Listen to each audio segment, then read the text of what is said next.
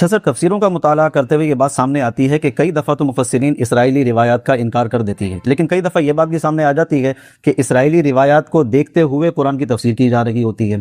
ایک روایت آتی ہے حضرت ہارون علیہ السلام کے حوالے سے، اور وہ روایت یہ ہے کہ جب موسیٰ علیہ السلام تشریف لے گئے تھے تو پیچھے سے حضرت ہارون علیہ السلام نے بچڑے کی عبادت میں لوگوں کو لگا دیا تھا۔ مفسرین کو دیکھتے ہیں تو انہوں نے تو اس بات کا بڑی شد و مت کے ساتھ انکار کر دیا ہے، بالکل ہٹا دیا اس روایت کو۔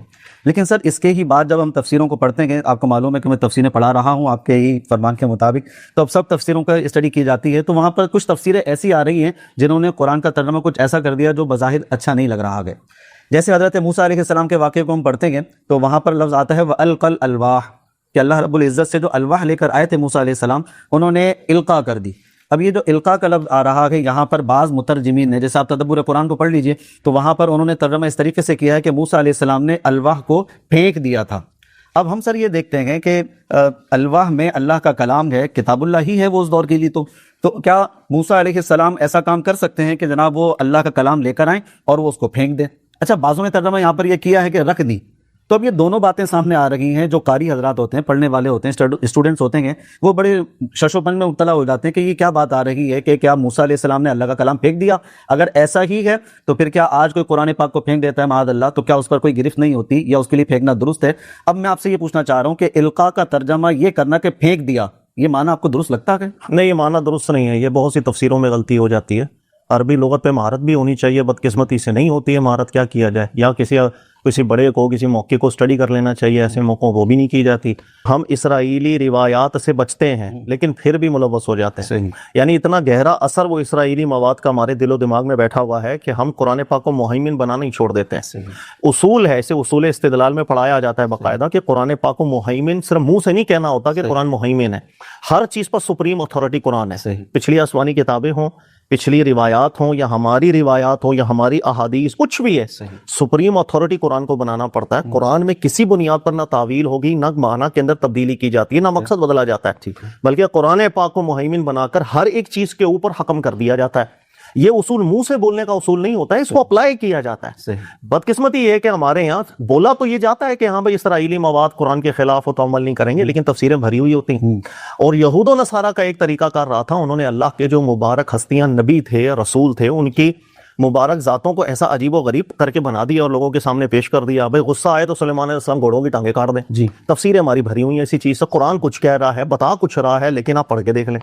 اسی طریقے سے ہر حضرت داؤد علیہ السلام والے واقعے میں بھی اسرائیلی سارا گند بھرا ہوا ہے، ہم لوگوں نے تفسیریں اسی سے کی ہوئی ہیں۔ اس کے علاوہ ایوب علیہ السلام والا واقعہ لے رہے ہیں، یونس علیہ السلام والا واقعہ لے، کفر یہاں تک مفسرین لکھے گئے ہیں۔ سارے مفسرین کی بات میں نہیں کر رہا ہوں، لیکن غلطیاں تو آتی ہیں نا، غلطی بھی تو کہنا چاہیے نا، اللہ ان کو ثواب دے، ان سے خطا ہوئی اجتہاد میں، لیکن ہم نے تو بچنا ہے۔ تو ذہن میں رکھیے گا، قرآن پاک کو مہیمن بنایا جاتا ہے علی الاطلاق، اور قرآن پاک جب کوئی واقعہ بیان کر رہا ہوگا اس کے مقاصد کو بھی علی الاطلاق ڈیفائن کر رہا ہوگا۔ ہم لوگ جب اسرائیلیات سے یہاں گھسنے کی کوشش کرتے ہیں تو ہمیں لگتا ہے قرآن وہی بات کر رہا ہے۔ یہ جو واقعہ آپ ذکر کر رہے ہیں اس میں بھی کہ حضرت موسیٰ علیہ السلام جب واپس تشریف لائے، حضرت ہارون علیہ السلام پیچھے خلیفہ کے طور پر تھے، جب دیکھا بت پرستی ہو گئی۔ اب یہ اسرائیلی قصہ ہے جو آیا کہ موسیٰ علیہ السلام جلال میں تشریف لے، غصے میں آ گئے، اور آپ نے جو الواح جس کو پھینک دیا تھا، غصے میں پھینک دیا تھا، یہاں تک کہ وہ الواح ٹوٹ بھی گئی تھی۔ یہ جو واقعہ ہے یہ اسرائیلیات سے ہمیں منتقل ہوا۔ اچھا، اب یہ چونکہ دل و دماغ میں بیٹھا ہوا ہے، جب ہم قرآن پاک پڑھ رہے ہیں تو قرآن پاک کے اندر آیا وَأَلْقَى الْأَلْوَاحَ، حضرت موسیٰ علیہ السلام نے الواح کو القاء کر دیا۔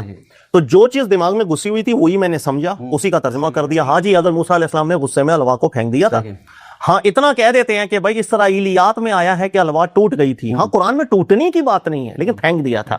اس کے بعد آپ نے، لیکن انا للہ، یہ شدید قسم کی غلطی ہے، اور اللہ تعالیٰ عافیت عطا فرمائے اور خطاؤں کو معاف کرے۔ بالکل قرآن پاک نے یہ بات نہیں کی ہے۔ اچھا، قرآن پاک نے بالکل یہاں پر الگ چیز بیان کی۔ تو اب یہاں پر جو القاء کا معنی آ رہا ہے، آپ کہہ رہے ہیں کہ قرآن میں آیا ہے، فصاحت و بلاغت رکھتی ہے عربی اپنے اندر، تو القاء کا معنی کیسے متعین کریں گے درست جو یہاں پہ صحیح بیٹھ سکے؟ بالکل قرآن پر سب سے پہلے تو قرآن اپنی وضاحت خود کر دیتا ہے نا، جو تفسیر قرآن کی قرآن سے کی جاتی ہے وہ سب سے بہترین تفسیر ہوتی ہے۔ کوئی لفظ ہے اس کے اندر جتنی وسعت ہے اس کے معنی کے اندر، ہم سب سے پہلے قرآن پاک کو دیکھیں گے اس نے کتنے اس کے معنی بیان کیے ہیں، پھر ہم اس واقعے کی طرف جائیں گے کہ قرآن پاک اس واقعے کو کس انداز میں بیان کر رہا ہے اور کیا مقصد ظاہر کر رہا ہے۔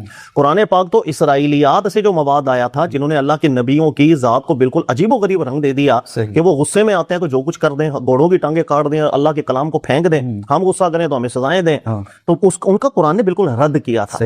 اب میں آپ کو تھوڑا سا سمجھاتا ہوں. جیسے القاء کا جو لفظ ہے نا عربی کے اندر, یہ کسی چیز کو توہین کی نیت سے پھینکنا یا بری نیت سے پھینکنا, حسد آ جائے, غصہ آ جائے, کسی بنیاد پر کسی چیز کو پھینکنا, اس کے لیے بھی عربی میں القاء کا لفظ آتا ہے. اسی طریقے سے القاء کا لفظ آتا ہے کسی چیز کو ڈال دینا کسی بہت بڑی نیت اور مقصد کے ساتھ. یہاں کوئی بری نیت نہیں ہوتی بلکہ بہت بڑا عظیم مقصد ہوتا ہے جس کو حاصل کرنے کے لیے کسی چیز کو سائڈ پر رکھنا یا کسی چیز کو رکھ دینا, اس معنی کے لیے آتا ہے. بظاہر دیکھنے میں دونوں معنی تھوڑی سی ضد بن رہے ہیں. یعنی القاء کا ایک مطلب ہوتا ہے بری نیت سے پھینکنا, غصہ آ جائے, حسد آ جائے, کچھ بھی آ جائے, اور ایک ہے کسی بہت بڑے مقصد کے طور پر کسی چیز کو رکھنا. ان دونوں معنی کے لیے القاء کا لفظ آتا ہے. قرآن پاک نے القاء کے ان دونوں معنی کو بیان کیا ہے. میں اس کی مثالیں دے دیتا ہوں. سورہ یوسف کے اندر مثال نمبر 1, آپ کے جو بھائی تھے جس وقت چھوٹے, حضرت یوسف علیہ السلام چھوٹے تھے, لے کے چلے گئے تو انہوں نے کہا تقتلوہ, ان کو ہم قتل کر دیں گے یوسف علیہ السلام. قرآن ذکر کرتا ہے کہ کسی نے کہا لا تقتلوا, حضرت یوسف علیہ السلام کو قتل نہ کیا جائے, وَأَلْقُوهُ فِي غَيَابَةِ الْجُبِّ, بلکہ ان کو کسی کنویں کے اندر القاء کر دو, کسی کنویں کے اندر ڈال دو.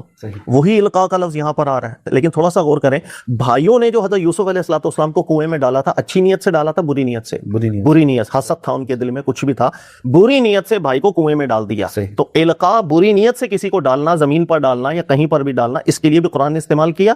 اب اس کا دوسرا رخ دیکھیں قرآن نے کیسے بیان کیا ہے. نمبر 1, اسی سورہ یوسف کے اندر دیکھیں آخر میں جب بھائی توبہ طائب ہو گئے تو حضرت یوسف علیہ السلام نے فرمایا تھا اذهبوا بقمیصی ھذا فالقوه علی وجه ابی یأتی بصیرا, میری یہ قمیص اب تم لے کر کے جاؤ اور اسی قمیص کو میرے والد کے چہرے پر القاء کر دو, وہ ان کی بصارت, ان کا غم سب دور ہو جائے گا. اب یہاں پر غور کیجیے گا, وہی القاء کا لفظ آ رہا ہے. تو آپ نے کیا حضرت یوسف علیہ السلام نے یہ بات کی تھی اپنے بھائیوں کو کہ آپ قمیص لے کر کے جا کر بری نیت سے میرے والد کے چہرے پر پھینک؟ بالکل ایسا نہیں, بلکہ ایک بہت بڑے مقصد کے لیے یہاں پر قمیص کے القاء کی بات چل رہی. کیسے؟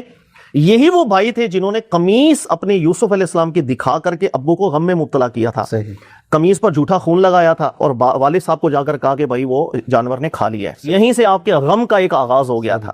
اب یہاں پر حضرت یوسف علیہ السلام نے کیا کیا, انہی بھائیوں کو اپنی قمیص دی اور کہا تم دوبارہ جاؤ, اب خوشی کی خبر وہی قمیص دکھا کر کے آپ نے بیان کرنی. تو یہاں پر جو قمیص ڈالی گئی تھی وہ کسی بری نیت سے نہیں تھی بلکہ بہت بڑے مقصد کے طور پر ڈالی گئی تھی. مثال نمبر 1 ہو گئی. اس کی دوسری مثال آپ دیکھیں قرآن پاک کے اندر, حضرت موسیٰ علیہ السلام کی والدہ محترمہ پر اللہ بیان کر رہے ہیں کہ ہم نے وحی کی تھی. اچھا, وہ وحی کی کیا تھی؟ ان اقذفیہ فی التابوت فاقذفیہ فی الیم فلیلقہ الیم بالساحل یأخذہ عدو لی وعدو اللہ, کہ آپ حضرت موسیٰ علیہ السلام کو ایک تابوت میں رکھیں اور اس تابوت کو آپ نے پانی ساحل میں ڈال دیجئے گا, یہ جائے گا, دشمن لے گا, وہیں پر آپ کی پرورش ہوگی. اللہ تعالیٰ کی یہاں پر پلاننگ ہے. تھوڑا سا غور کیجئے گا, کیا آپ کی والدہ کو یہ وحی ہوئی تھی کہ آپ نے موسیٰ علیہ السلام کو تابوت میں رکھ کر کے پانی میں ایسے پھینک کے آ جانا ہے کہ جس کے اندر بری نیت ہو؟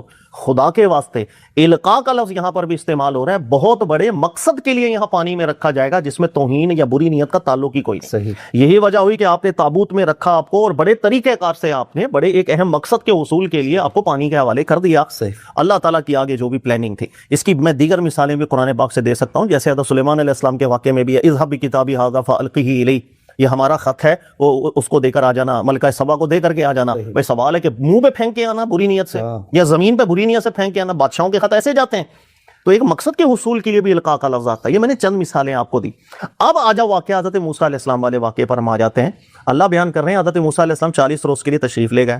جب آپ وہاں پر اللہ تعالیٰ نے آپ کو الواح دی, اس الواح کے اندر وَكَتَبْنَا لَهُ فِي الْأَلْوَاحِ مِنْ كُلِّ شَيْءٍ, ہر طرح کی موعظات اور ہدایت اس میں اللہ نے لکھوائی. آپ کے دل میں تھا کہ قوم کو جا کے آپ نے خوشخبری سنانی ہے کہ اللہ نے کتنی بڑی نعمت دے دی.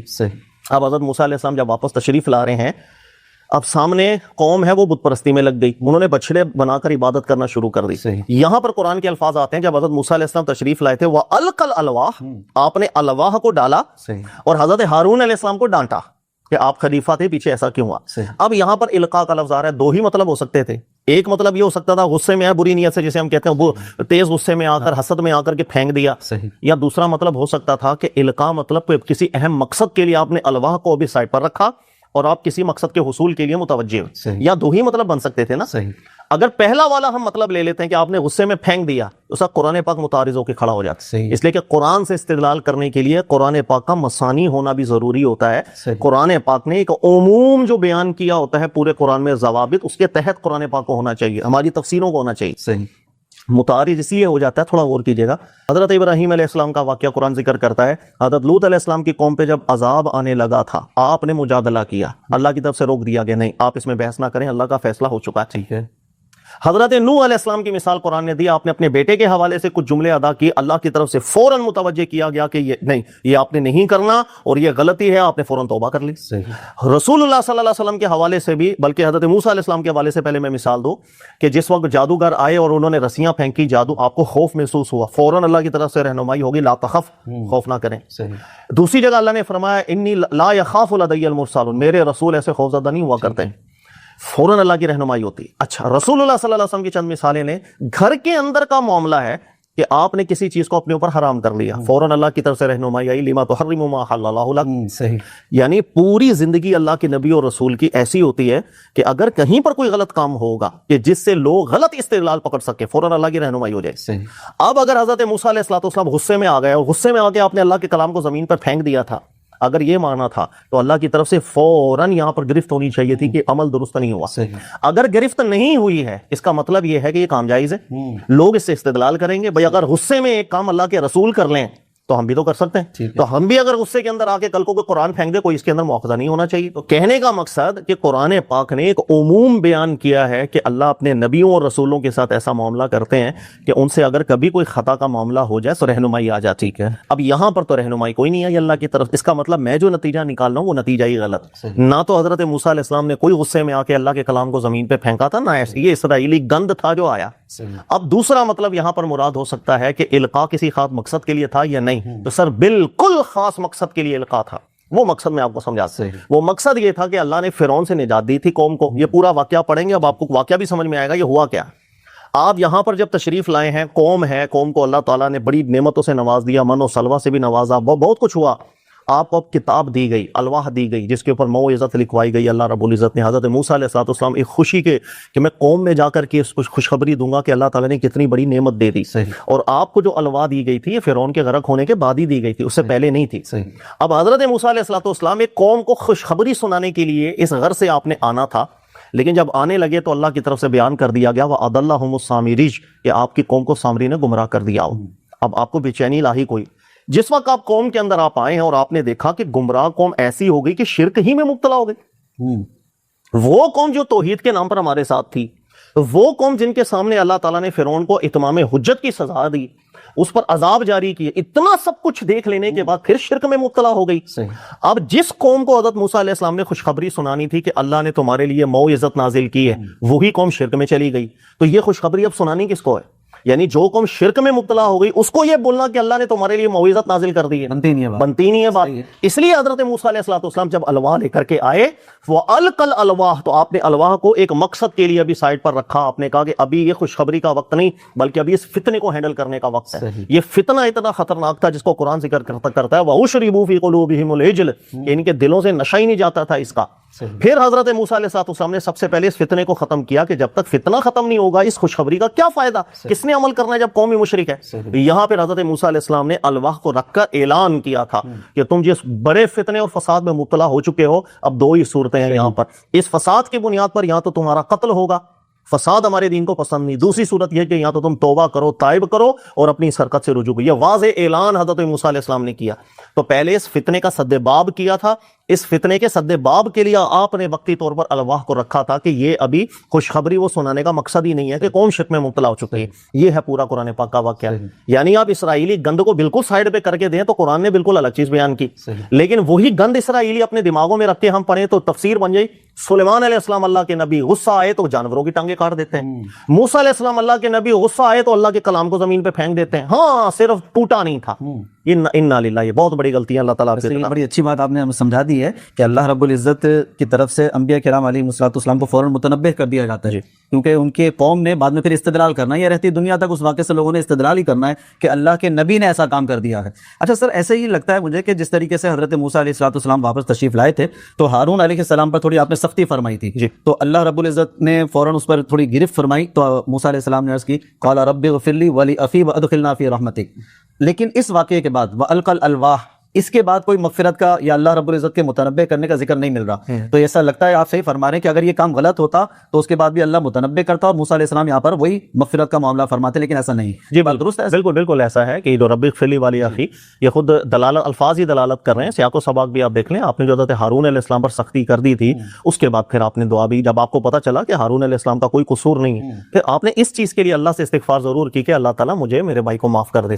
لیکن القاء جو کیا, اگر اس کا مطلب یہ لیں کہ آپ نے پھینک دیا تھا غصے میں آ کے اللہ کے کلام کو, نہ اللہ نے متنبع کیا نہ موسیٰ علیہ السلام اس سے رجوع کر رہے ہیں. اس سے تو سمپل سا استدلال ہی کیا جا سکتا ہے کہ بھائی ہم بھی غصے کے اندر آ جائیں تو گھوڑوں کی ٹانگیں کاٹ دیں, ہم بھی غصے کے اندر آ جائیں تو ٹھیک ہے جی ہم بھی القاء. تو یہ ہماری اصل میں تفسیریں اسرائیلی گند سے بھری ہوئی ہیں, اور اس کے اندر یہ بہت تلویث ہے. اللہ تعالیٰ عافیت عطا فرمائے. میں اس کے اندر سننے والوں کو بھی ایک مشورہ دے سکتا ہوں کہ قرآن پاک کی آیت حضرت داؤد علیہ السلام کا جو واقعہ ذکر ہے نا, ایک تصور المحراب, وہ کچھ لوگ ٹاپ کر کے آ گئے تھے.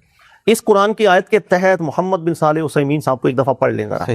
انہوں نے مختصر الفاظ کے اندر اتنا پیارا سمجھایا ہے کہ قرآن پاک کو مہیمن بنایا کیسے جاتا ہے. اور قرآن جب کوئی واقعہ بیان کر رہا ہوتا ہے وہ علل اطلاق بیان کر رہا ہوتا ہے تاکہ وہ مہیمن بنے اور اس کی بنیاد پر ہم اسرائیلی گند کے اوپر حکم کر سکیں, نہ کہ قرآن ایسے مجمل انداز کے اندر ہمیں چھوڑ کے چلا جائے کہ ہم تشریحات کے لیے وہیں سے مواد لے کر آنا شروع کر دیں. ہماری تفسیروں میں یہ پرابلم ہے کہ ہم لوگ قرآن پاک کو مجمل بنا کر کے ساری اسرائیلی گند سے اس کی شرح بنانا شروع کر دیتے ہیں. اللہ تعالیٰ عافیت عطا فرمائے. لیکن بہرحال جہاں انسان ہے اور وہ نبی نہیں, غلطیاں ہیں, ہمیں ایک امتحان ہے ہم پر بھی, ہم غلطیوں کو غلطی تو ضرور کہیں گے. اچھا سر, مسئلہ یہ ہے کہ یہ مواد تو ہماری کتابوں میں آ گیا ہے, ظاہر سی بات ہے مسلمان ہی ہیں. اچھا کچھ مفسرین جو عربی کے تھے ان میں بھی ایسا مواد موجود ہے, وہاں پر بھی اسرائیلی روایات مواد بہت بھرا ہوا ہے. بڑا مشکل ہوتا ہے ویسے یہ سارے مواد کو نکالنا. آپ کے سامنے آتے ہیں تو آپ تو چلو ایک خلاصتاً پوائنٹ ٹو پوائنٹ بیان کر دیتے ہیں بہت اچھے طریقے سے, ہمیں بھی اور سامعین کو بھی بہت اچھے طریقے سے سمجھ میں آ جاتا ہے. لیکن ایک قاری ہے وہ فلاں تفسیر پڑھتا ہے, فلاں پڑھتا ہے, فلاں پڑھتا ہے, فلاں پڑھتا ہے, جناب فلاں تفسیر کے اندر یہ آگے اس میں بھی اسرائیلی روایت بھری ہوئی ہے, اس میں بھی اسرائیلی روایت بھری ہوئی ہے. اب سامعین کو کیونکہ میسیجز آتے ہیں بہت سارے اہل علم حضرات جو باقاعدہ مدارس میں پڑھا رہے ہیں, وہ بھی الحمدللہ تعالیٰ آپ کے بیانات سنتے ہیں اور بڑا مستفید ہوتے ہیں, وہ قسم کھا کے مجھے بتاتے ہیں. اب ان کو یہ کیسے سمجھانا ہے یا ان کے لیے آپ کیا تربیت فرمائیں گے کہ کس کتاب کا مطالعہ کیا جائے جس میں اسرائیلی روایات نہ ہو, اسرائیلی مواد نہ ہو, یا اسٹڈی کرتے ہوئے کن اصولوں کا خیال کیا جائے کہ جس سے ہم اس سے بچ سکیں؟ پاکستان کے جو ماحول میں نے جو دیکھا ہے, جو آبزرو کیا ہے کہ قرآن فہمی کے لیے جو اصول ہیں جسے اصول استدلال کہا جاتا ہے, محکمات ہیں, وہ قرآن نے ہمیں سکھائے ہیں.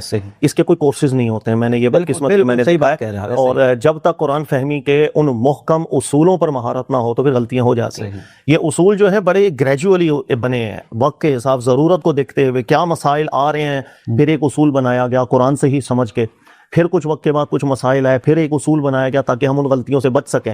تو یہاں پر ایسے کورسز ہوتے نہیں ہیں. یہاں پر بس یہ قابل بہت ہوتے ہیں, لیکن ڈائریکٹ قرآن پاک میں جا کر کے نہ قرآن کو مسانی بنانا آیا, نہ قرآن کو مہیمن بنانا آیا. بولیں گے سارے قرآن سب اوپر, لیکن وہ غلطیاں زیادہ ہوتی ہیں.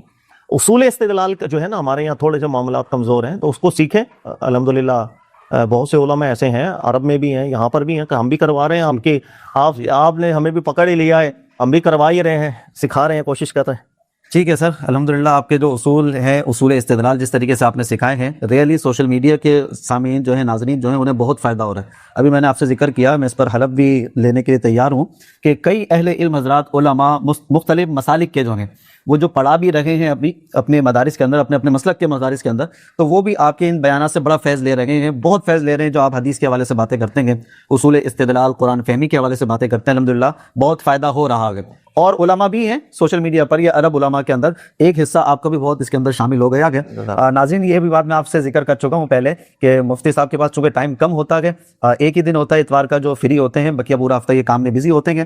تو میں نے بہت زور دے کے بہت فور مفتی صاحب کو اس کی ریکویسٹ کی تھی کہ آپ اتوار کو ٹائم نکالیں اور یہ کورسز شروع کریں. الحمدللہ ہمارے 3 بیچ مکمل ہو چکے ہیں. جو 4 مئی سے کورس اسٹارٹ ہو رہا تھا اس کے بھی ایڈمیشن ہمارے مکمل ہو چکے ہیں. انشاءاللہ اس کی کلاس 4 مئی سے شروع ہونے والی ہے.